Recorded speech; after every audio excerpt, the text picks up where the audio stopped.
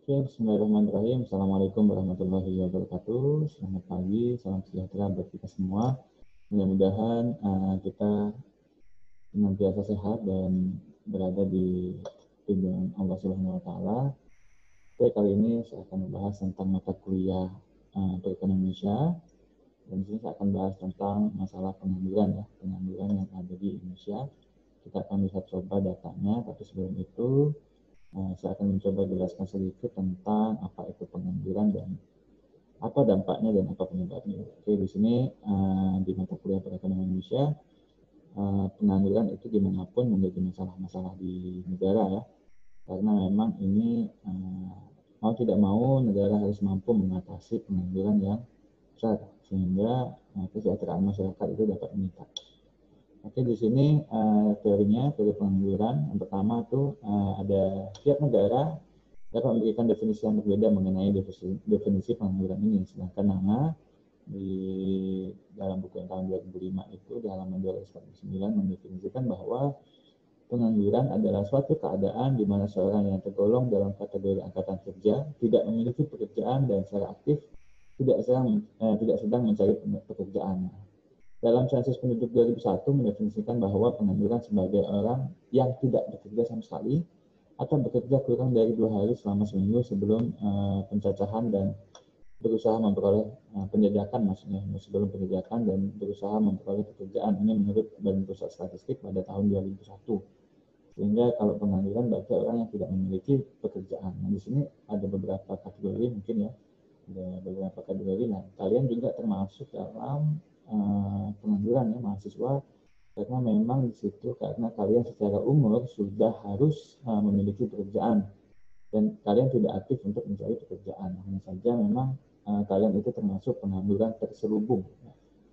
Selanjutnya menurut Sukirno, pengangguran adalah jumlah tenaga kerja dalam perekonomian secara aktif mencari pekerjaan tapi belum memperolehnya.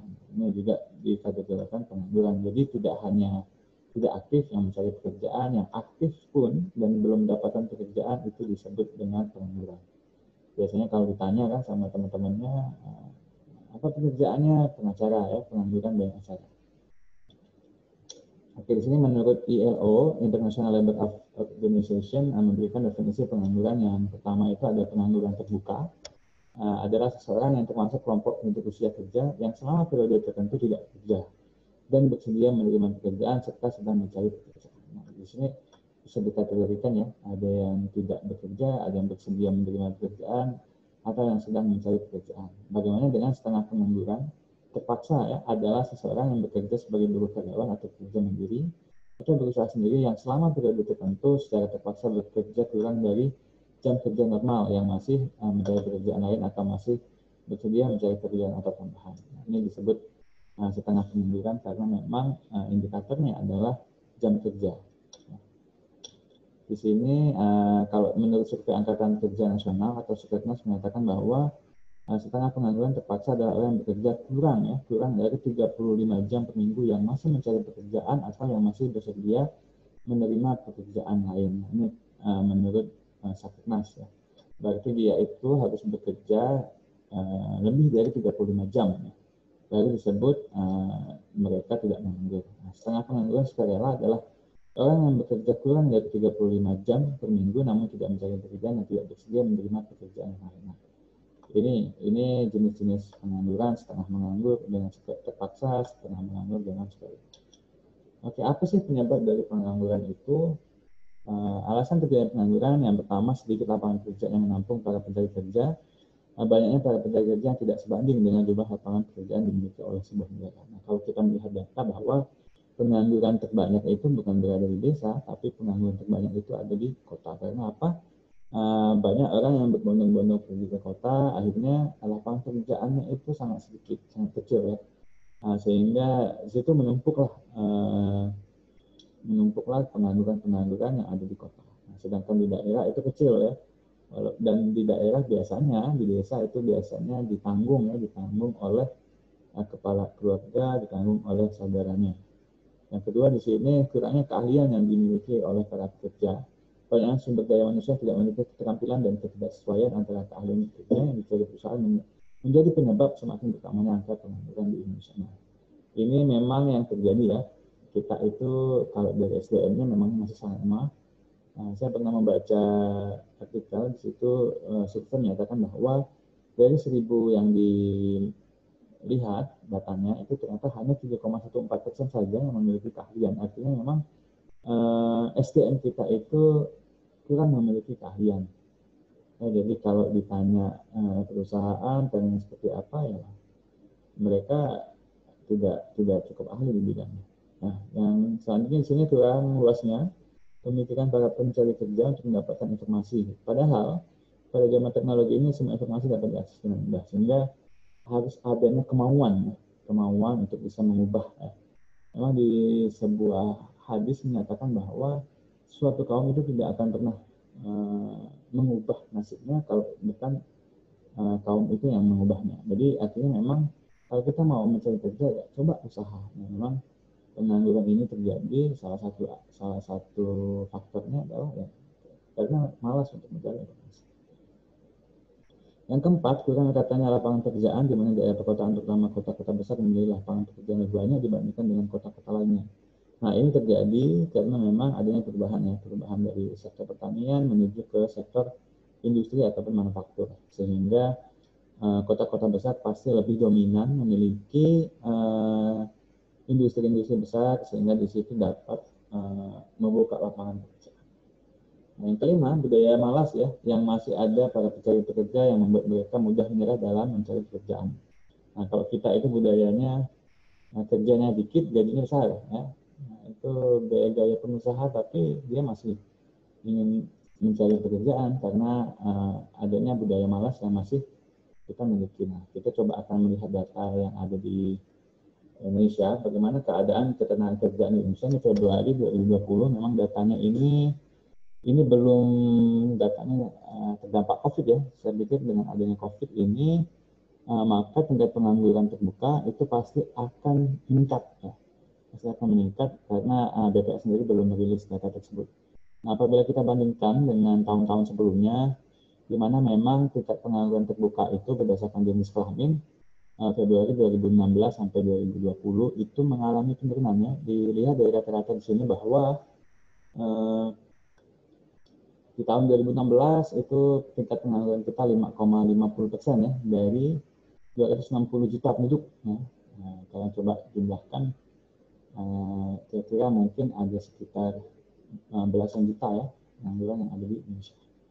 Nah, di sini dari angka 5,50 turun ya 5,13 di tahun 2017 pada bulan Februari, menurun lagi pada tahun 2018 dan turun lagi di Februari 2019 dan turun lagi di Februari tahun 2020. Nah, ini memang kalau secara lihat dari data pada tahun 2016 sampai tahun 2020 itu sudah mengalami penurunan yang cukup baik ya, walaupun tidak signifikan perubahannya terlalu jauh, tapi ada perubahan sedikit demi sedikit yang terjadi. Nah, kalau saya lihat di sini tingkat pengangguran dari tahun 2016 ke tahun 2017 cukup jauh ya, lumayan penurunannya karena memang pada saat ini sangat mudah untuk perizinan usaha industri kecil menengah, sehingga mungkin dengan terbukanya UMKM baru ataupun terbukanya industri baru dapat menyerap tenaga kerja sehingga pengangguran itu mengalami penurunan. Ini berdasarkan jenis kelamin. Ya, jenis kelamin ternyata pengangguran itu lebih sedikit perempuan dibandingkan laki-laki ya. Kalau dari kewajiban ya seharusnya laki-laki yang harus lebih berusaha untuk mencari pekerjaan. Itu di sini ternyata angkanya cukup tinggi. Nah, kalau kita melihat fenomena yang ada, memang saat ini justru perempuan sangat mudah untuk mendapatkan sebuah pekerjaan. Karena mungkin ada faktor-faktor budaya, ya. Mungkin perempuan jauh lebih ulet dibandingkan laki-laki dan segala macam. Nah, bagaimana dengan tingkat pengangguran terbuka itu menurut pendidikan tertinggi yang ditamatkan? Ya, kalau kita lihat di sini pengangguran yang tertinggi itu sangat-sangat besar itu ada di SMK ya. SMK, terus selanjutnya di antara SMA dan diploma, sedangkan untuk yang S1 nih ya, S1 juga lumayan nih 5,73%. Nah, di sini kalau dilihat kalau dari tingkat pendidikan, ternyata yang kecil itu adalah yang tamat SD ataupun tidak tamat SD. Kenapa bisa demikian? Karena memang semakin tingginya pendidikan, kalau saya lihat dan saya amati bahwa pendidikan akan berpengaruh terhadap gengsi pekerjaan ya. Jadi kalau yang tidak tamat sekolah ataupun yang tamat SD, dia mau melakukan pekerjaan apapun dan tidak memilih. Nah, untuk selanjutnya, untuk tamat SMP, SMA itu biasanya memilih ya. Memilih pekerjaan, ini gengsi atau tidak sama teman-temannya, dan itu juga menjadi pengaruh terhadap pengambilan. Nah, padahal memang sebenarnya harus adanya upaya kita untuk bisa mencari pekerjaan atau bahkan untuk bisa membuka lapangan pekerjaan.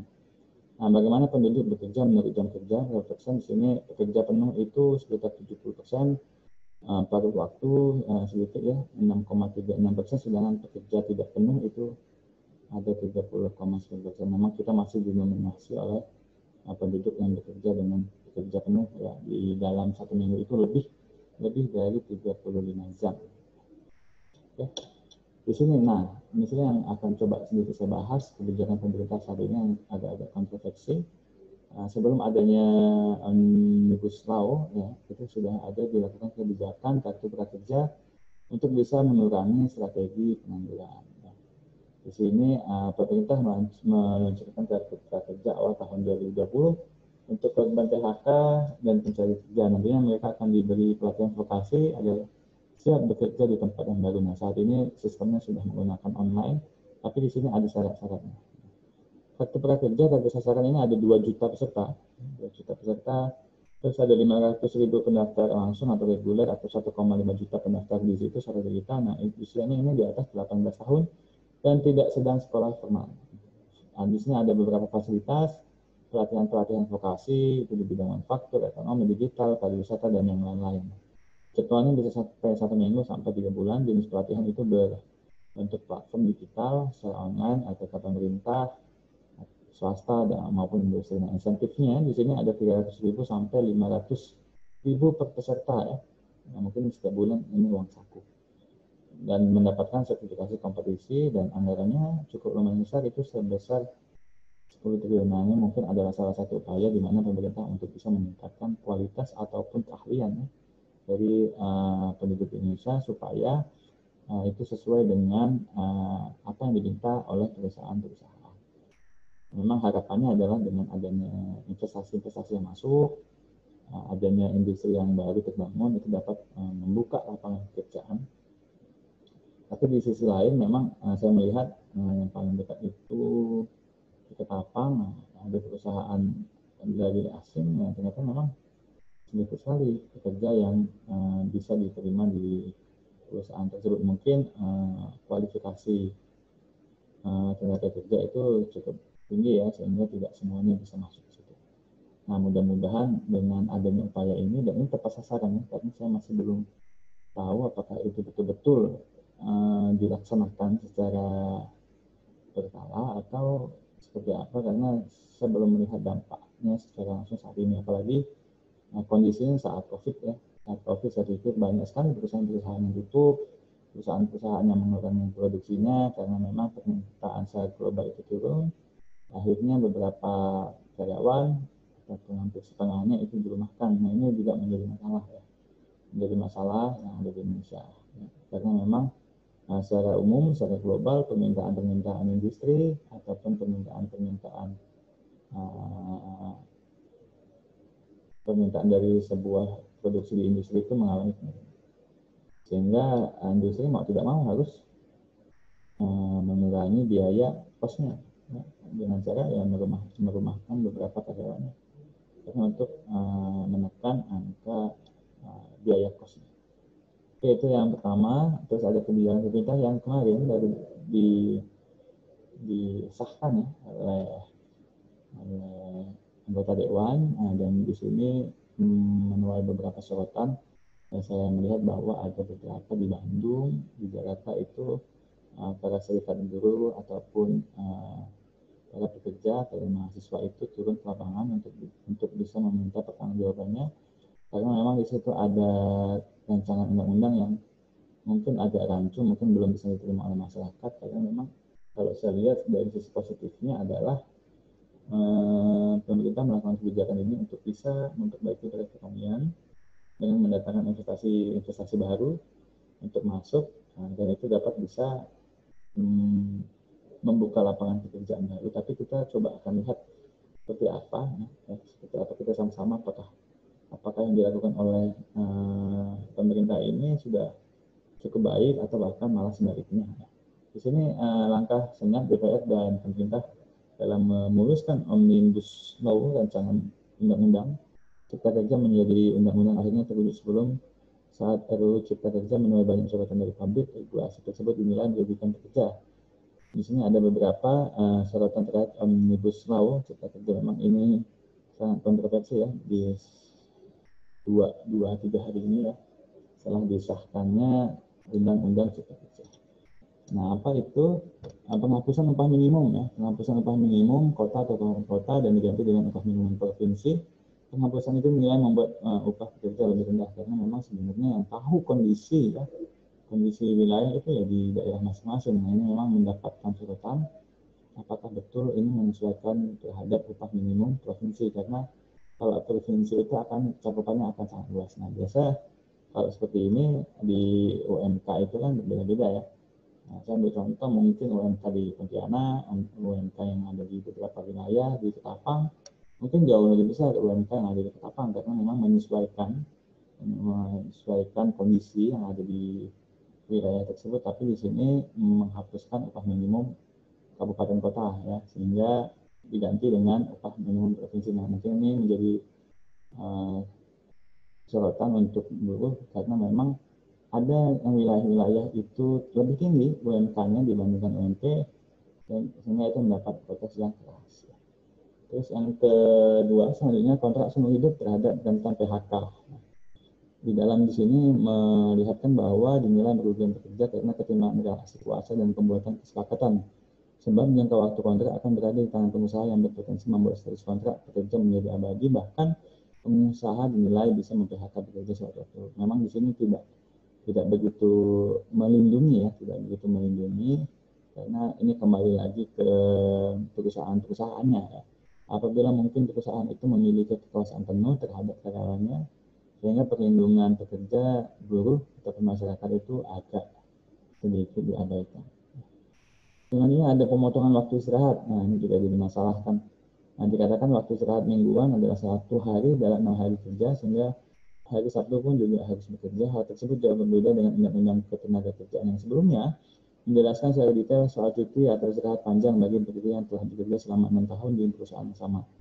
Nah, cuti, pemotongan waktu istirahat juga menjadi masalah ya, karena mungkin di sini perusahaan-perusahaan melihat bahwa di Indonesia banyak sekali hari libur, mungkin banyak sekali jam-jam istirahat, sehingga di situ bagaimana pemerintah membuat kebijakan supaya dapat menyenangi para investor ataupun yang pemilik perusahaan industri ya. Karena dengan semakin lama para pekerja itu bekerja, maka hasil outputnya akan semakin baik. Nah, jam lembur lebih lama, ini draft Law bab 4 tentang ketenagakerjaan di pasal 278. Waktu kerja lembur hanya dapat dilakukan paling banyak 4 jam dalam sehari dan 18 jam seminggu. Nah, dalam Undang-Undang Ketenagakerjaan sebelumnya, kerja lembur dalam sehari maksimal 3 jam dan 14 jam dalam seminggu. Sehingga di sini terdapat perbedaan, menambah ya, jam lembur itu lebih menambah. Nah, selanjutnya di sini mempermudah perekrutan TKA. Jika mengacu pada Perpres nomor 20 tahun 2018, diatur TKA harus mengantongi beberapa perizinan seperti rencana penggunaan tenaga kerja asing, visa tinggal terbatas atau VITAS, dan izin menggunakan tenaga kerja asing atau intang. Sedangkan pada Omnibus Law, Undang-Undang Cipta Kerja pasal 42 akan mempermudah perizinan TKA, karena perusahaan yang menjadi sponsor TKA hanya perlu membutuhkan FP TKA saja, sehingga mempermudah tenaga kerja asing untuk masuk ke perusahaan tersebut yang berada di Indonesia. Nah, sehingga memang di sini terbentuklah kompetisi di mana memang pemerintah sebaiknya mungkin bagaimana meningkatkan kualitas SDM yang ada di Indonesia, sehingga kita mampu fighting ataupun mampu berkompetisi dengan tenaga kerja asing. Ya, kalau kita lihat selama ini ya kualitas dan kompetensi yang kita miliki memang sangat berbeda dengan kualitas atau kompetensi yang dimiliki oleh tenaga kerja asing ya. Memang harusnya disiapkan sebelum-sebelumnya, sebelum adanya undang-undang ini disahkan, harusnya ada persiapan-persiapan khusus dalam bagaimana untuk bisa meningkatkan kualitas ataupun kompetensi yang dimiliki oleh tenaga kerja yang ada di Indonesia. Oke, di sini saya akan membuat dua pertanyaan. Pertama itu bagaimana menurut pendapat kalian terkait oleh dua kebijakan yang dilakukan oleh pemerintah. Nah, kebijakan pertama tadi terkait tentang kartu prakerja. Bagaimana pendapat kalian mengenai kartu prakerja tersebut? Apakah sudah baik atau memang harusnya tidak dilakukan seperti itu atau seperti apa? Yang kedua terkait tentang undang-undang ya. Undang-undang Cipta Kerja ini menurut pandangan kalian seperti apa? Karena memang kondisi di beberapa wilayah memanas dengan adanya penerbitan undang-undang Cipta Kerja ini. Mungkin itu yang bisa dapat saya sampaikan. Setelah ini, jika kalian melihat tayangan saya di YouTube, silahkan absensi melalui YouTube, tuliskan nama, NIM, setelah itu juga pendapat kalian terkait dua kebijakan ini. Oke, terima kasih, salam sehat buat kita semua. Mudah-mudahan kondisi di Indonesia ini masih kondusif dan tetap kita bisa saling menjaga. Oke, terima kasih atensinya. Mungkin itu yang bisa dapat saya sampaikan. Assalamualaikum warahmatullahi wabarakatuh.